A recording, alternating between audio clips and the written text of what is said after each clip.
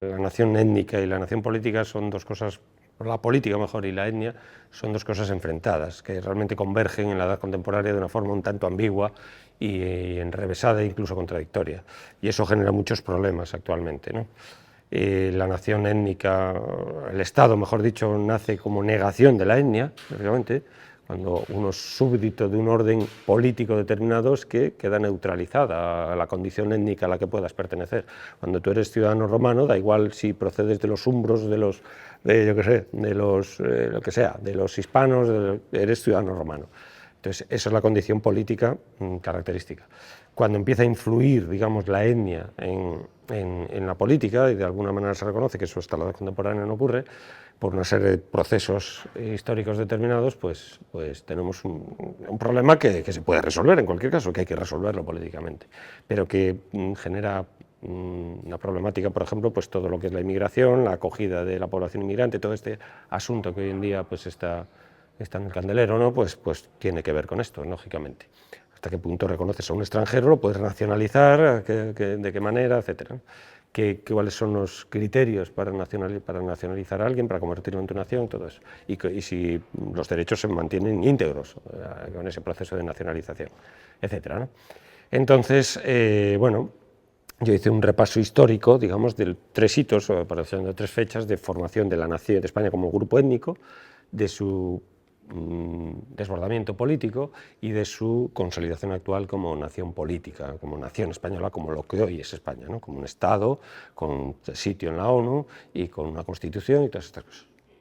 En la medida en que el Estado surge como la negación, como la abstracción, más que la negación, la abstracción de la condición étnica, pues cuando en la edad contemporánea se da la vuelta a la cosa y resulta que el sujeto soberano es la nación, esa condición étnica que quedaba neutralizada en un principio, pues genera esto, la cuestión nacional, es decir, a cada nación le corresponde un Estado, es la cuestión nacional. Pero ¿cómo reconoces una nación?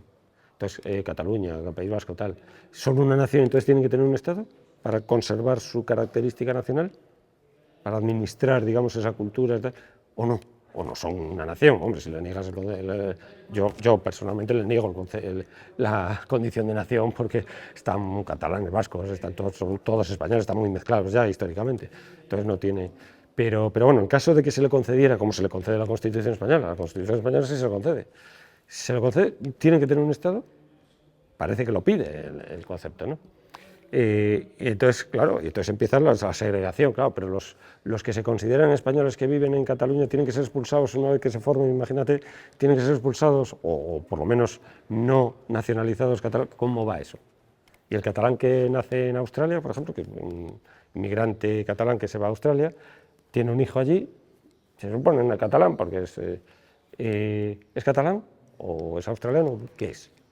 Y tiene derecho a votar, por ejemplo, un presunto derecho de autodeterminación en Cataluña si se produjera, ese nacido de hijo catalán en Australia, por ejemplo, todo este tipo de cosas que ni se las han planteado muchos políticos ni nada, por supuesto, pero porque no miden el alcance, porque generalmente son giros propagandísticos los que dan sin profundizar en los conceptos que están utilizando, ¿no? Entonces pasa eso, que es propaganda lo que hacen. Centralismo jacobino, yo soy partidario del jacobinismo. Es decir, aquí eso de la condición de catalán, ¿por qué va a significar cosas diferentes desde el punto de vista de la hacienda, de la administración? ¿Por qué?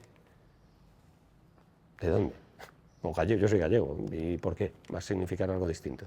¿Una lengua diferente? No, hablan español, como hablamos todos los españoles, hablamos español. ¿Que hablan otra lengua también? Bueno, pues muy bien, pero eso no tiene que condicionar la vida política. Y la está condicionando. Entonces, ¿qué tienen? ¿2 cabezas o 4 piernas? ¿O cómo va esto? Entonces, si son españoles, están sometidos a la misma ley, pues a la misma ley. ¿Qué es eso de buscar un privilegio, una ley especial para los nacidos en determinada región?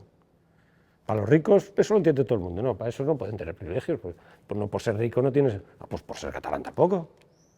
¿Qué derecho les asiste? ¿Qué presunto derecho les está asistiendo como catalanes para tener una legislación diferente al resto de españoles? La historia, no, eso no nos asistirá a todos. Porque también Castilla es una entidad histórica, o Navarra, o lo que sea. Es que ni siquiera más, porque Cataluña nunca fue un principado dentro del Reino de Aragón, o sea que tampoco ni siquiera fue independiente por sí misma.